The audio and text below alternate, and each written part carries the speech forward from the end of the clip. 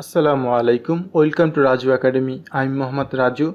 আর আজ Microsoft word সিরিজের নতুন পর্ব নিয়ে হাজির হলাম। আজকের ভিডিওটি খুবই গুরুত্বপূর্ণ, তাই ভিডিওটি না টেনে দেখার জন্য অনুরোধ করা হলো। আজ আপনাদের সাথে প্যারাগ্রাফ অ্যান্ড ক্লিপবোর্ড নিয়ে আলোচনা করব। তো চলুন শুরু করি। তো সর্বপ্রথম আমাকে একটা Microsoft Word document file open করতে হবে। এর জন্য আমি মাউসের রাইট ক্লিক করে মাইক্রোসফট ওয়ার্ডের একটা ডকুমেন্ট ফাইল ওপেন করে নেব। এটা আমি ডাবল এন্টার করে ওপেন করে নিলাম। তো এই ফাঁকে আপনাদের একটা কথা বলে রাখি, আপনারা যদি আমার ভিডিওগুলো একদম স্টেপ বাই স্টেপ দেখতে চান, তাহলে আপনারা আমার প্লে লিস্টগুলো ফলো করবেন। প্লে লিস্টের জন্য আপনারা চলে যাবেন গুগলে ইউটিউবে চলে যাবেন। ইউটিউবে চলে আসার পরে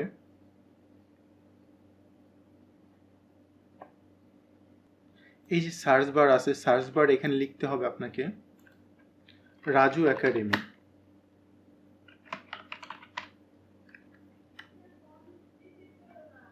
রাজু একাডেমি লিখে সার্চ দেওয়ার পরে এই যে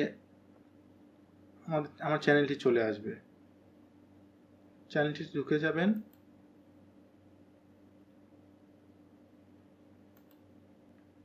এখানে আসার পর আপনার সরাসরি চলে যাবেন প্লে লিস্টে। এই যে প্লে লিস্টে চলে যাবেন। প্লে লিস্টে চলে আসার পরে আপনার সামনে এই যে Microsoft Word Bangla tutorial for beginner, এখানে একটা ক্লিক করে দিবেন।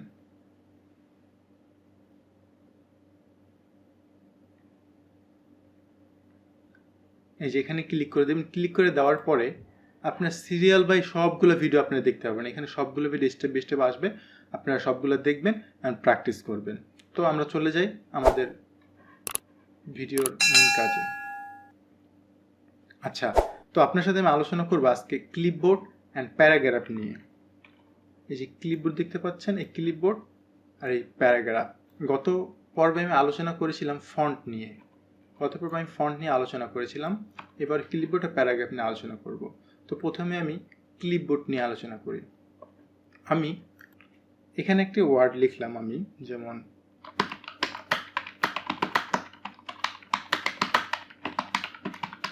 আচ্ছা, এই যে একটা আমি সেন্টেন্স লিখলাম। আমি গত পর্বে দেখিয়েছিলাম এটার ফন্ট কিভাবে চেঞ্জ করে, কিভাবে ফন্ট বড় করে, কিভাবে বোল্ড করে। হ্যাঁ, তো যাই হোক, এই পর্বে দেখাবো আপনি ক্লিপবোর্ডের কি কাজ। তো এই যে লেখাটা লিখলাম, সেন্টেন্সটা আমি এখান থেকে একটু বড় করে দেই।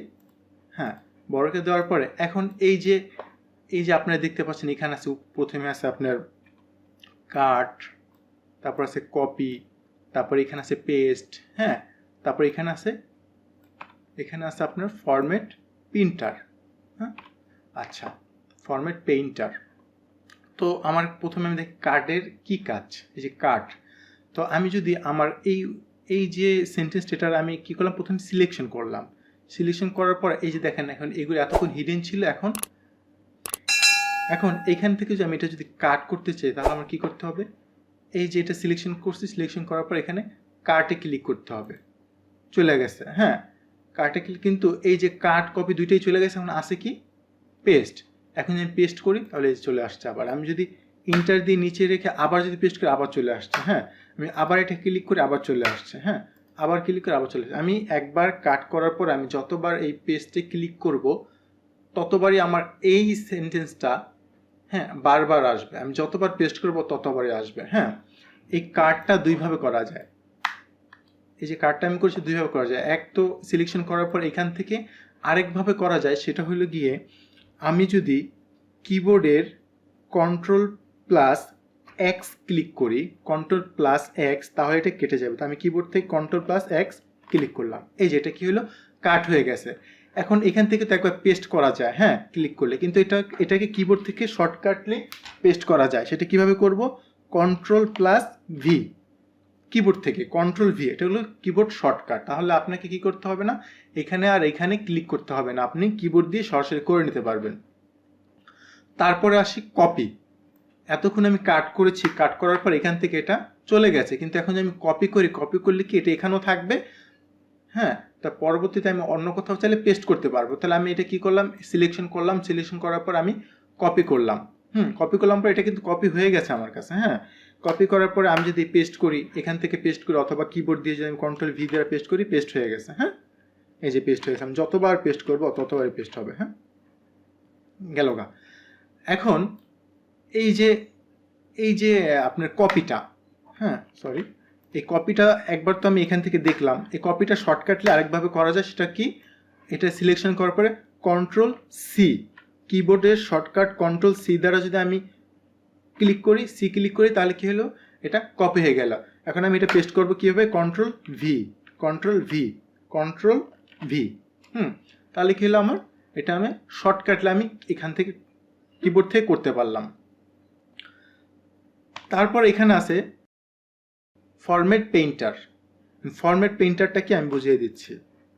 মনে করেন আমি এই যে আমার সেন্টেন্সটা, এই সেন্টেন্সটাকে আমি লিখলাম, এইভাবে লেখার পর আমি এটাকে বোল্ড করলাম, এটাকে ইটালিক করলাম, এটাকে আন্ডারলাইন দিলাম, হ্যাঁ, অথবা এটার ফন্ট চেঞ্জ করলাম, যে কোনো ফন্ট দিলাম আমি, হ্যাঁ, এখান থেকে এই ফন্টটা দিলাম। এখন আমি কি করব, আমার এই যে কিবোর্ডের যে কার্সর আছে, আমার মাউসের যে কার্সর আছে, কার্সরটা আমি এখানে রাখার পরে আমি এই ফরম্যাট পেইন্টার ক্লিক করলাম। ক্লিক করার পরে আমি যে ঢাকাতে ক্লিক করে দেখেন, ঢাকাটা এইভাবে হয়ে গেছে। হ্যাঁ, তারপর আবার আমি এখানে রাখার পর আমি যদি এই যে বাংলাদেশে ক্লিক করি, হ্যাঁ, বাংলাদেশ এভাবে হয়ে গেছে। হ্যাঁ, তো এইভাবে তারপরে দেখেন আমি যদি এইখানে ক্লিক করে রাখার পর আমি ফরম্যাট পেইন্টারে ক্লিক করার পর আমি যদি এই বাংলাদেশে আবার ক্লিক করি, এইভাবে হয়ে যাবে। তার মানে আমার কার্সরটা যেখানে আছে, ওইখানের যে পজিশন আছে ওয়ার্ডের, ওই ওয়ার্ডটাই এখানে হয়ে যাবে আমি যেখানে ফরম্যাট পেইন্টার ক্লিক করব। তাহলে আমি কি করলাম, আমি এই যে ঢাকাতে ক্লিক করলাম, ঢাকাতে ক্লিক করার পর ফরম্যাট পেইন্টারে ক্লিক করলাম। এখন আমি এইখানে একটা ক্লিক করে দিলাম, এই যে ফরম্যাট পেইন্টার, এখানে একটা ক্লিক করে দিলাম, এই যে ঢাকা, এটা এই ঢাকার মতো হয়ে গেছে দেখেন। তো আশা করি আপনারা এতটুকু বুঝতে পেরেছেন। খুব ইজি কাজ, এটা হামরি কোনো কঠিন কাজ না। তারপর আমি চলে যাব প্যারাগ্রাফে। হ্যাঁ, প্যারাগ্রাফে আমি চলে যাই। এর আগে আমি এই ওয়ার্ডটা ডিলিট করে দিই। হ্যাঁ, সেন্টেন্সটা ডিলিট করে দিলাম। এখন চলে যাব প্যারাগ্রাফে। প্যারাগ্রাফের প্রথমে এই যে দেওয়া আছে, প্রথমে আমি এতটুকু আপনার সাথে শেয়ার করতেছি। হ্যাঁ, প্রথমে এটার কাজ কি আমি দেখাই। এটার কাজ হলো কি, আমি যদি কোনো সিম্বল দিতে চাই, যেমন আমি লেখার আগে যদি সিম্বল দিচ্ছি, অথবা আমি 1 2 3 লিখলাম, সিরিয়াল একটা মেনটেন করার জন্য আমি এর আগে সিম্বল দিচ্ছি, তখন আমাকে এখান থেকে সিম্বল দিতে হবে। হ্যাঁ, তো আমি এখানে রেখে এখানে যাওয়ার পর আমি যদি এখানে ক্লিক করে দেখেন সিম্বল অটোমেটিক চলে আসছে। এটা দেই, এটা হ্যাঁ, মানে যাইটা দিই আমি এটা দিলাম, দেওয়ার পরে এই লাস্টে রাখলাম, রেখে আবার ইন্টার দিলাম, আবার চলে আসলাম, আমি আবার কিছু লিখলাম এখানে, আবার চলে আসলো। হ্যাঁ, আবার লিখলাম, আবার চলে আসলো। হ্যাঁ, যেমন আমরা 1 2 3 4 5 6 সিরিয়ালি লিখি, এইভাবে কি হয়ে যায়, এইভাবে দেওয়া যায়। হ্যাঁ, তো আরেকটা অপশন আছে, সেটা হলো কি এই পাশে দেখেন, এই যে এইটা আমি যদি চাই এখন 1 2 3 অথবা এটা দিতে পারবো, ABCD দিতে পারবো। হ্যাঁ, তারপর রোমান সংখ্যার যে 1 2 3 আছে এগুলো দিতে পারবো। হ্যাঁ, আমি যদি এটা ক্লিক করি এটা হবে, তারপরে যে আমি ইন্টার দিই, তারপর অটোমেটিক চলে আসবে, তারপর এটা দিই, লিখলাম কিছু, লেখার পরে ইন্টার দিলাম, আবার এটা লিখলাম। হ্যাঁ, তো এইভাবে আমি সাজাতে পারবো। তাহলে এখন এখানে যে আমি ক্লিক করে রেখে এখান থেকে আবার চাইলে এটা চেঞ্জ করে দিতে পারবো, চেঞ্জ হয়ে গেছে। অথবা আমি এখান থেকে চাইলেও চেঞ্জ করে দিতে পারবো, এই যে চেঞ্জ হয়ে গেছে। হ্যাঁ, তো আশা করি এই দুইটার অপশন আপনারা বুঝতে পেরেছেন। তারপরে কি আছে, তারপরে একটা আছে, আপনি দেখেন এটা সিলেকশন করলে কি হয়। হ্যাঁ, এটার কাজ এই যে চেঞ্জ হয়ে গেছে। হ্যাঁ, সবগুলো চেঞ্জ হয়ে গেছে। হ্যাঁ, এগুলো আপনার প্র্যাকটিস করবেন, প্র্যাকটিস করলে আপনার সব কিছু শিখতে পারবেন। হ্যাঁ, তারপরে এটার কাজ কি, এই দেখেন এটার কাজ হলো গিয়ে সবগুলো আমার যে এই যে একটা আছে, এগুলো সবগুলোরে ঠেলে এই পাশে নিয়ে যাবে একদম। এই যে যত দূর পাশে নেই, এটা এই যে এটার কাজ হচ্ছে এটা। আবার চাইলে আমি এটাকে এই পাশে নিয়ে আসতে পারবো, এই যে আর যাবে না। হ্যাঁ, এটার কাজ হচ্ছে এটা, এটার কাজ হচ্ছে এটা। হ্যাঁ, তো আপনি এগুলো প্র্যাকটিস করেন, তাহলে আরও খুব ভালোভাবে শিখতে পারবেন। নিজে নিজে প্র্যাকটিস করবেন, দেখবেন কি হয় না হয়। হ্যাঁ, তারপর এটার কাজ কি, এটার কাজ হচ্ছে শর্ট। যেমন অনেক সময় আমি চাই যে শর্ট উপরে নাম্বার আনতে, এইভাবে একটা প্যারাগ্রাফ লিখলেন, আপনি লাস্টেরটা উপরেরটা লাস্টে নিচে নিয়ে আসতে চাইলেন। হ্যাঁ, ওটা এখান থেকে করতে পারবেন। ওটার জন্য টেক্সট আমি এখান থেকে ক্লিক করে দিলাম, দেখা গেছে এই যে কিছু, এই যে প্রথমত এই দেখেন আপনারা এই যে এই ঢাকাটা নিচে আছে, হ্যাঁ, আমি যদি এটা সিলেকশন করার পর আমি যদি এখানে শর্ট করে দিই, শর্ট করে প্যারেট করে দিই, এই দেখেন এই যে নিচে যে ঢাকা ঢাকা যে ক্যাপিটাল ছিল এটা এখানে চলে আসছে দেখেন, হ্যাঁ। তো এটার কাজ হলো এখান থেকে শর্ট করা আর কি। তারপর আমি চলে যাব এই যে দেখতে পাচ্ছেন এখানে এইগুলাকে, হ্যাঁ, এটার নাম হলো অ্যালাইন, এটার নাম হলো গিয়া আপনার সেন্টার, এটার নাম হলো গিয়া রাইট, অ্যালাইন টেক্সট রাইট, এটার নাম জাস্টিফাই, হ্যাঁ। তো আমি যদি চাই যে আমার এই যে লেখাগুলো আছে আমি সবগুলো সেন্টার নিয়ে আসবো, হ্যাঁ, যেমন এখানে ক্লিক করার পর আমি এখানে ক্লিক করলাম, সেন্টার দিয়ে দিলাম, সব একদম কি হবে আমার পেজে যে মিডিলে আছে মিডিল ছিল আমি সবগুলো সিলেকশন করলাম, সিলেকশন করার পরে এখানে সেন্টার করে দিলাম। অথবা আমি চাইলাম যে একদম এই পাশ থেকে শুরু হবে, এই যে এই পাশ চলে গেল, হ্যাঁ, এই পাশে চলে গেল, তারপর এটা দুইটা সিলেকশন করে আমি এটা ক্লিক করলাম, এই পাশে চলে গেল, হ্যাঁ। তার মানে এই তিনটা বুঝতে পারছেন, হ্যাঁ। এটার কাজ হচ্ছে জাস্টিফাই। আমি যদি বড় একটা আমি এগুলো সবগুলো কেটে দিই, এগুলো কেটে দিই, কেটে দেওয়ার পরে আমি কি করি, আমি এখান থেকে লেখা শুরু করি,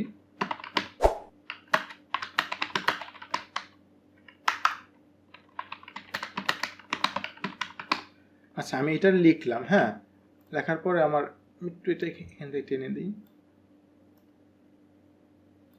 আচ্ছা এটা আমি কপি করে কন্ট্রোল সি দ্বারা কপি করে এটা এখানে পেস্ট করে একটা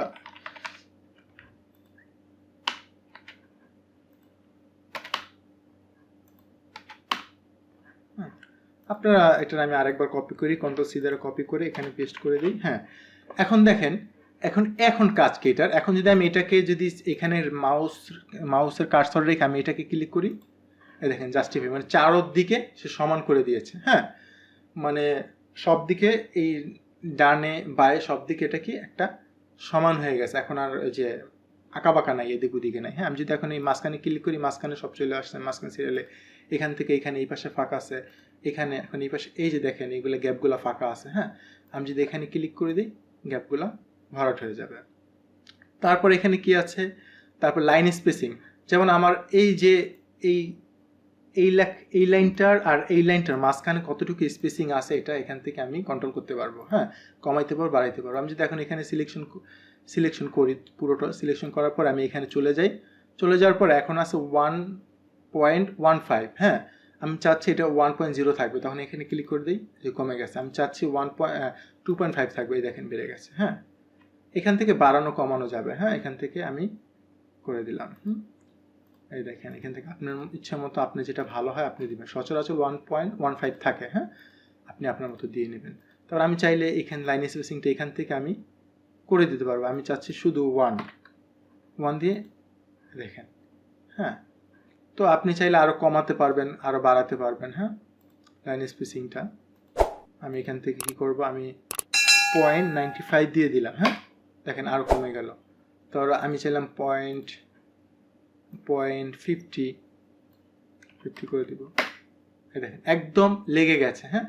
তো এই জন্য লেগে না যায় এর জন্য আপনি এখান থেকে 1.0 করে দিলেন, হ্যাঁ।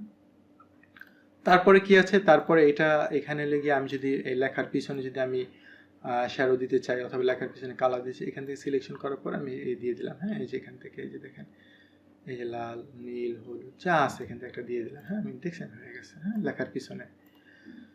আচ্ছা তারপরে কি আছে, তারপরে এখানে আছে আপনার এই যে দেখেন এটার আমি এই পুরোটার একটা টেবিলের মধ্যে নিচ্ছি, আমি এখান থেকে ক্লিক করে টেবিলের মধ্যে চলে গেল, হ্যাঁ।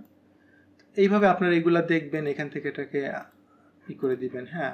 বর্ডারটা আমি যদি নিচে দিই, শুধু অনলি নিচে দিয়ে দিলাম, আমি চাচ্ছি উপরেও থাকবে, উপরেও আছে, আমি চাচ্ছি যে ডানেও থাকবে, বাঁয়ে খালি থাকবে, হ্যাঁ, এগুলো এখান থেকে দিয়ে নেবেন আপনার মতো করে। আমি চাচ্ছি একটাও থাকবে না, চলে গেছে সবগুলো। তারপর আমি চাচ্ছি যে আমার এটা যেমন আছে তেমনই থাকবে, হোয়াইট থাকবে, হ্যাঁ। তো এইগুলার কাজ এই পর্যন্তই, আজ এই পর্যন্তই দেখাবো আপনাদেরকে। আমি পরবর্তী ভিডিওতে আপনাদের সাথে স্টাইল অ্যান্ড এডিটিং নিয়ে আলোচনা করব। আর যদি পারি তাহলে ইনসার্টের যে অপশনগুলো আছে পেজ, টেবিল, ইলাস্ট্রেশন, হ্যাঁ, এগুলো নিয়ে আলোচনা করব, যেন ভিডিও যাতে লম্বা না হয়, লম্বা হলে আপনাদের দেখতে অসুবিধা হয়, আপনারা দেখতে বোর ফিল করেন, হ্যাঁ। এই জন্য আমি চাচ্ছি ছোট ছোট ভিডিও করে আপনাদের কাছে পৌঁছানোর জন্য। তো ভিডিওটি কেমন লাগলো আমাকে কমেন্টের মাধ্যমে জানাবেন, আমার চ্যানেলটি সাবস্ক্রাইব করবেন, আর একটা লাইক দিয়ে দিবেন। তো আজকের মতো এই পর্যন্তই। পরবর্তী ভিডিও দেখার আমন্ত্রণ রইল। আল্লাহ হাফেজ।